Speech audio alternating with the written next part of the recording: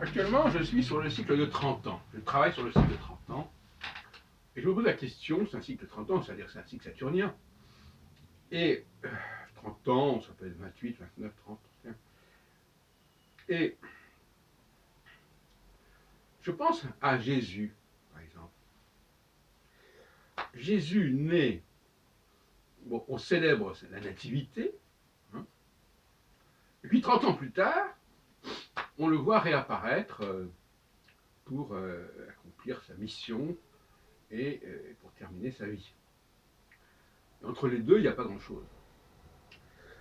Et donc, on peut y voir un message, une pédagogie trentenaire, qui est au cœur de l'évangile. Alors, je ne sais pas s'ils emploient l'expression 30 ans ou pas, mais apparemment oui, puisqu'on dit qu'il avait 33 ans dès qu'il est mort, donc apparemment on a bien dû indiquer, il faudrait que je vérifie dans le texte, ce qui lui est arrivé depuis l'âge de 30 ans. Puisque apparemment c'est pendant 2 ou 3 ans avant sa mort qu'il a surtout exercé ses talents. Alors dans une autre vidéo, je disais effectivement qu'il y a des séries de 30 ans qui me paraissent assez marquantes. Et je voudrais développer un peu plus cela. Est-ce qu'on peut parler d'un cycle de 30 ans? Un cycle astrologique de 30 ans qui commencerait éventuellement à la naissance et qui ferait que l'année, on arrive à 30 ans, c'est un moment important, tout comme à 60 ans peut-être. On va voir. Mais au niveau mondial, comme je le disais l'autre jour, il ne s'agit pas de la naissance, il s'agit d'événements récurrents, de 30 ans en 30 ans. Alors je prenais l'autre jour le cas d'Israël, 1917, la déclaration Balfour, où le gouvernement de Sa Majesté britannique déclare vouloir instaurer un foyer juif en Palestine. 30 ans plus tard, c'est l'Organisation des Nations Unies qui établit cette possibilité, le 29 novembre 1947 pour exactement.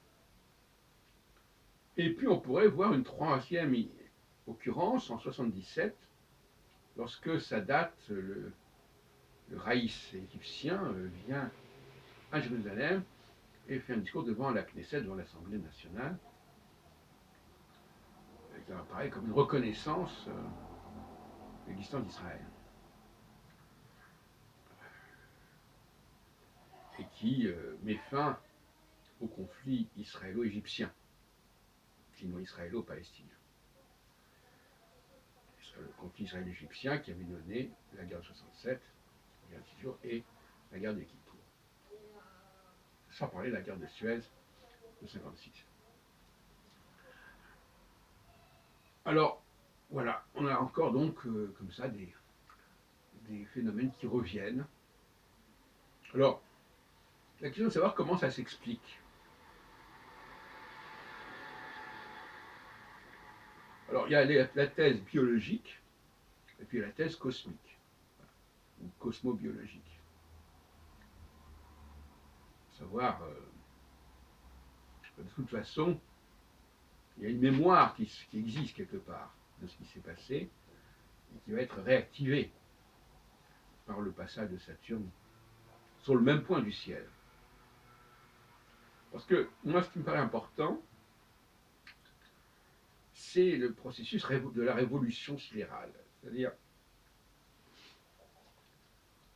le retour de Saturne sur le point névralgique est important, a un impact. Maintenant, comment nous captons ces configurations célestes, comment elles se répercutent en nous, ça, on ne peut pas dire qu'on sache exactement comment ça se passe.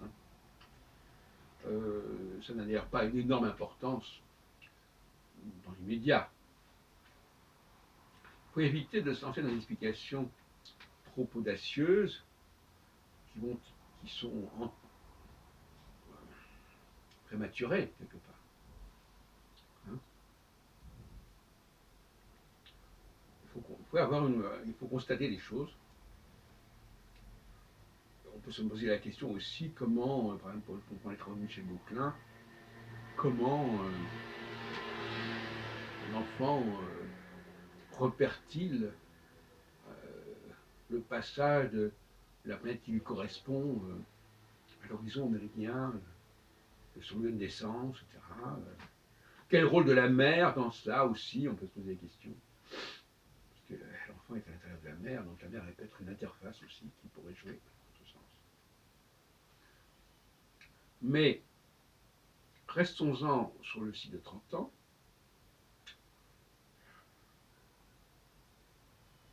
Et demandons-nous effectivement, sur le modèle christique que j'ai évoqué tout à l'heure, si ces 30 ans ne sont pas une échéance importante.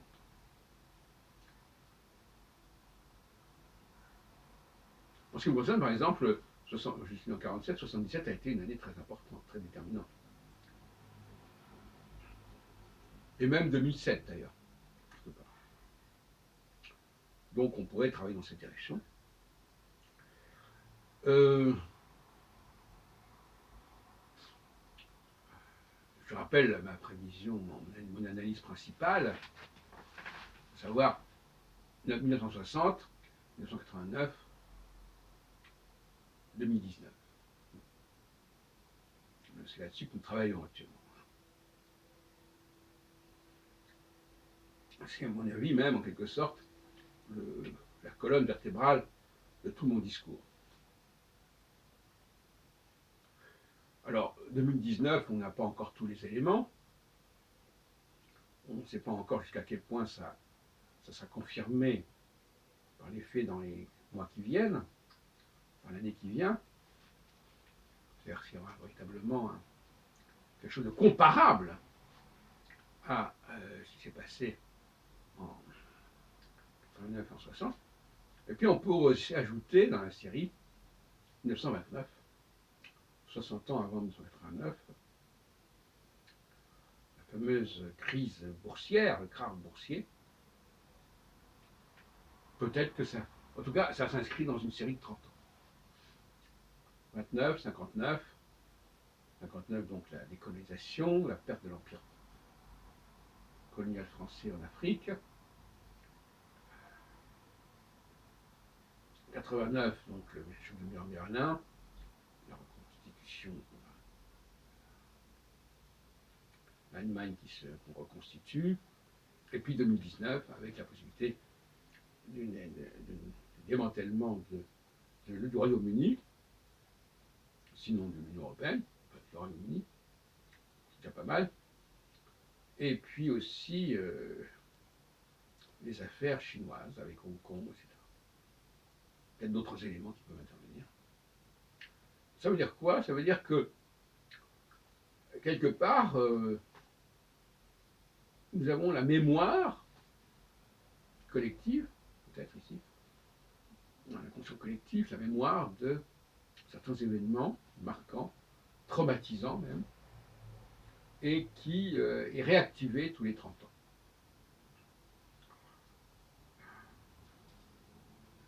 Alors, ce sont des bribes, tout ça, ce sont des bribes.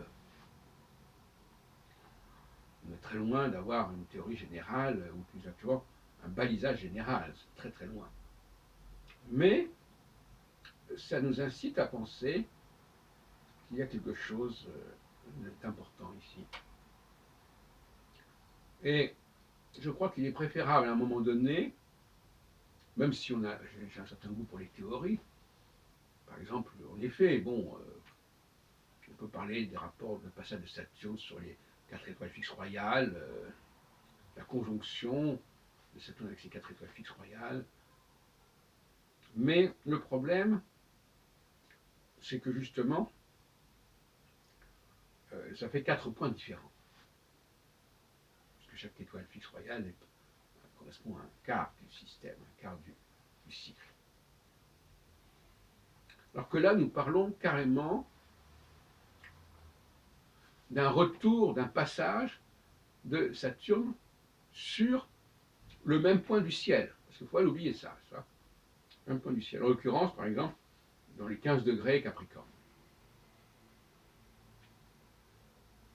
Au mi-point, en quelque sorte, entre Antares et Pomalo, mais ça, c'est pas très important. Mais il y a astronomiquement, parce qu'on est quand même plus dans l'astronomie que dans l'astrologie, là. Astronomiquement, il y a le passage de Saturne sur le même point stellaire. C'est ça qui fait d'ailleurs sa révolution. La révolution d'une planète est déterminée par le retour d'une planète sur le même point stellaire. Bon, ça peut être aussi sur un autre point fixe, mais il faut que ce soit un point fixe. Je disais l'autre jour, ça peut être aussi le point vernal, par exemple, qui n'est pas du tout stellaire, mais qui peut être considéré comme un repère. Ce que j'avais pensé d'ailleurs à l'époque, en 1976, quand j'avais fait mon premier travail sur Saturne. Et donc je crois que l'émergence de ce cycle de 30 ans est intéressante et permettrait à l'astrologie de marquer des points en mettant en avant des éléments qu'on ne saurait complètement ignorer ou négliger.